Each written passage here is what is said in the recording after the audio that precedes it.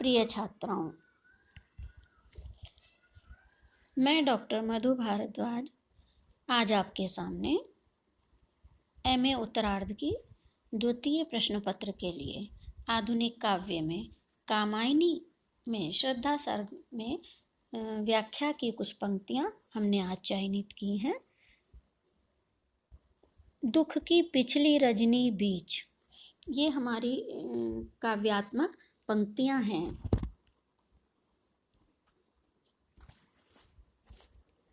ये हमारी काव्यात्मक पंक्तियां हैं जिन पर हम आज उनको समझने का प्रयास हम करेंगे। प्रस्तुत पद्यांश छायावादी प्रतिनिधि महाकवि जयशंकर प्रसाद की कालजयी कृति कामायनी के श्रद्धा सर्ग से उद्धृत हैं। प्रलय काल में शेष रहे देव जाति के मनु चतुर्दिक फैली निराशा जन्य दुख की व्याप्ति से उद्विग्न, आहत और अवसाद से ग्रसित दिखाई पड़ते हैं। यहाँ श्रद्धा उनके मन के दुख को दूर करने हेतु प्रकृति व्यापार का उदाहरण देते हुए अत्यंत संयत और आशावान तरीके से उन्हें समझाने का प्रयास कर रही है। जीवन में आए हुए दुख के पीछे छिपे ईश्वरीय वरदान को समझाने का प्रयास कर रही है। मनु दुखी और उदास हैं और कर्म से विमुख हो रहे हैं। जीवन का अंत समझने की भूल मनु कर रहे हैं। हर प्रकार से मनुष्य जब निराश और हताश होता है तो उसकी इसी प्रकार की मनस्थिति प्रायः देखने को मिलती है। हम कामायनी की कथा से भली भांति परिचित ही हैं, तो यहाँ हम सीधे पंक्तियों की व्याख्याओं पर ही आते हैं। व्याख्या इस प्रकार से है, अभी हम उसके प्रसंग की चर्चा कर रहे थे कि व्याकुल और अधीर नितांत एकाकी मनु को श्रद्धा कहती है कि हे मनु, जिस प्रकार प्रकृति में नित्य ही रात्रि के पश्चात प्रभात का उदय और आगमन होता है, ठीक उसी प्रकार हमारे जीवन में भी दुख रूपी रात्रि के अंतिम प्रहर के व्यतीत होने के साथ ही आशा रूपी झिलमिल प्रकाश के साथ सुख रूपी प्रभात दस्तक दे रहा होता है। हाँ, उससे ठीक पूर्व रात्रि अपने गहन अंधकार और नीरवता से युक्त हमें अवश्य दिखाई देती है, क्योंकि उस समय वह अपने पूरे चरम पर होती है।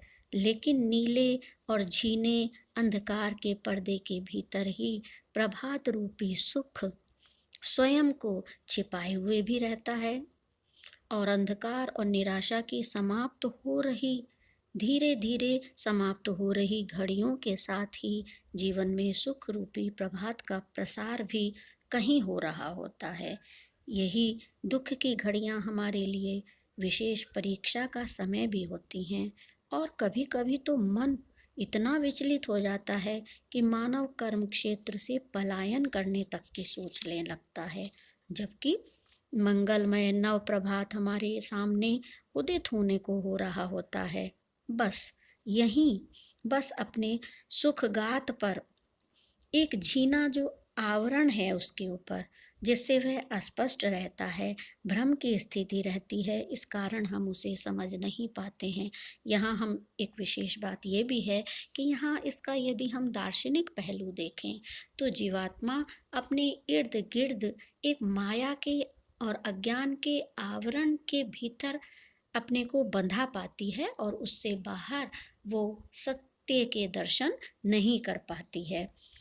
तो यदि यहाँ श्रद्धा यही बात कह रही है कि यदि हम धैर्य और सहनशीलता से उस समय की प्रतीक्षा करते हैं तो हमें उस आशातीत सुखमय सवेरे की आहट को हम अनुभव कर सकते हैं, परंतु अपने अज्ञान और अविश्वास के भ्रम के कारण हम इस क्षणिक दुख को समस्त कष्टों का मूल और स्थायी कारण मानने की भूल भी कर बैठते हैं, जबकि वास्तविकता यह है कि यह दुख हमें आगामी सुख का मार्ग प्रशस्त करने हेतु उपस्थित होता है।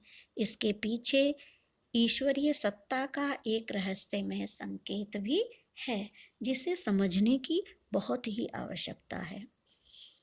इसी के साथ यहाँ श्रद्धा एक और महत्वपूर्ण और जीवन सापेक्ष मर्म का भी उद्घाटन करती है।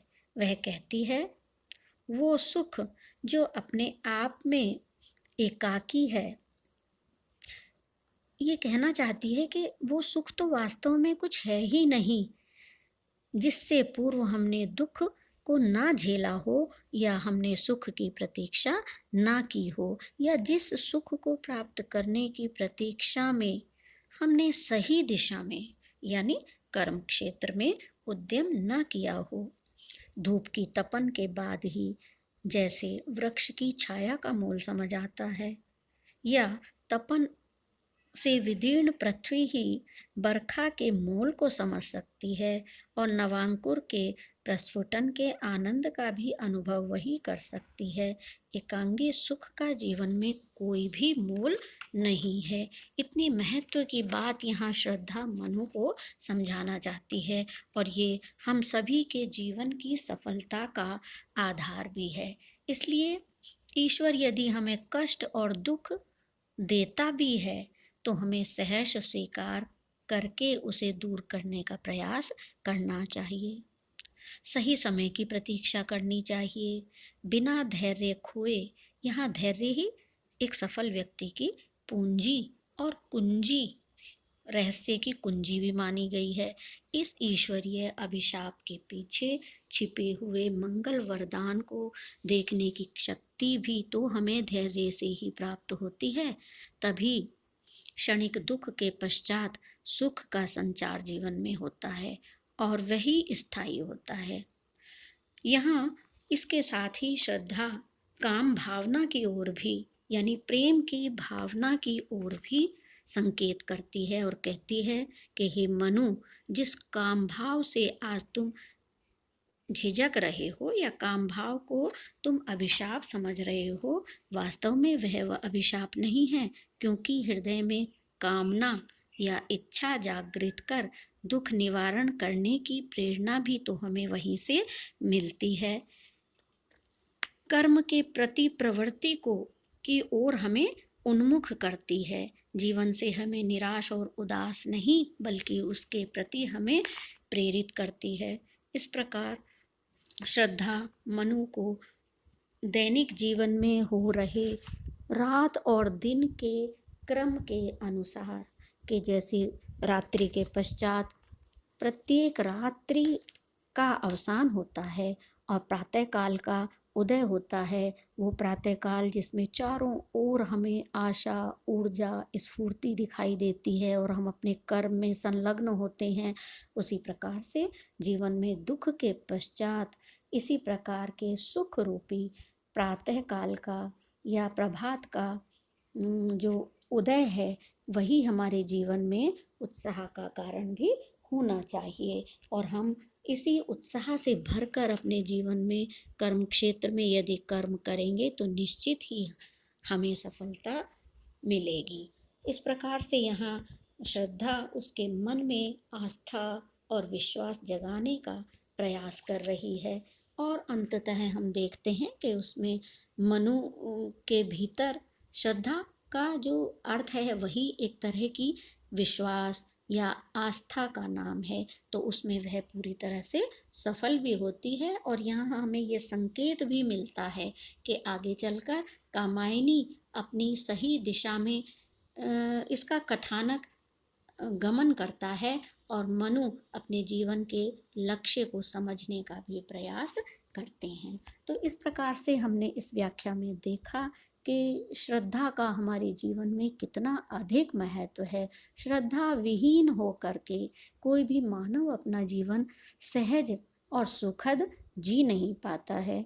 तो कामायनी को एक प्रकार से हम मानवता की विजय का आख्यान भी कह सकते हैं। अब हम इन पंक्तियों के काव्य वैशिष्ट्य पर भी दृष्टिपात करेंगे। समय परिवर्तनशील है, ये हम सब जानते हैं। एक चक्र है समय का जो निरंतर सक्रिय रहता है। रात और दिन का रूपक यहाँ प्रस्तुत करके श्रद्धा ने दुख और सुख के परिवर्तनशील चक्र की ओर संकेत किया है। चक्र इव परिवर्तन्ते सुखानि दुखानि च। संस्कृत में भी कहा गया है कि सुख और दुख का यह चक्र इसी प्रकार परिवर्तनशील है। सुख के साथ हमें दुख की अनिवार्यता को भी स्वीकार करना होगा।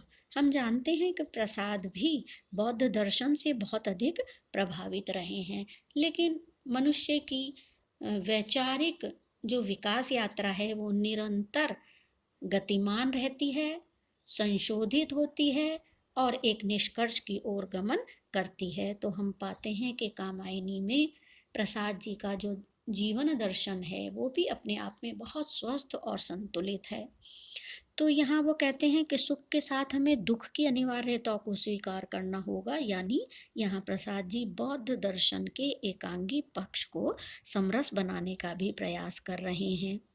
पलायनवाद से अपनी असहमति भी जाहिर कर रहे हैं। निवृत्ति की अपेक्षा प्रवृत्ति मार्ग का समर्थन कर रहे हैं। काम के लोक मंगल पक्ष को भी यहाँ महत्व दिया गया है। इसी नाते साथ ही हम देखते हैं अलंकार की दृष्टि से यहाँ रूपक अलंकार है। जैसे दुख रात्रि के मध्य आरोप किया गया है कि रात्रि दुख का प्रतीक मानी गई है, वैसे ही प्रभात आशा रूपी सवेरे यानी सुख का प्रतीक माना गया है। लाक्षणिकता है यहाँ चित्रोपम भाषा का भी प्रयोग किया गया है। साहित्यिक खड़ी बोली है। प्रसाद गुण से समन्वित उपदेशात्मक शैली के भी हम यहाँ पर दर्शन कर सकते हैं। आशावाद एवं प्रवृत्ति मार्गी जीवन दर्शन है। और भाव साम्य की दृष्टि से देखें तो दुखात्मक सुखात्मक यानी रात्रि और प्रभात का चित्रण सुमित्रानंदन पंत भी इन शब्दों में करते हैं। यह सांझ उषा का आंगन आलिंगन विरह मिलन का, सुख दुख दोनों नाचेंगे है खेल आँख के मन का। कामायनी वस्तुतः मानवता की विजय का आख्यान है। और इन्हीं शब्दों के साथ हम इन पंक्तियों के व्याख्या पर विराम लगाते हैं। धन्यवाद।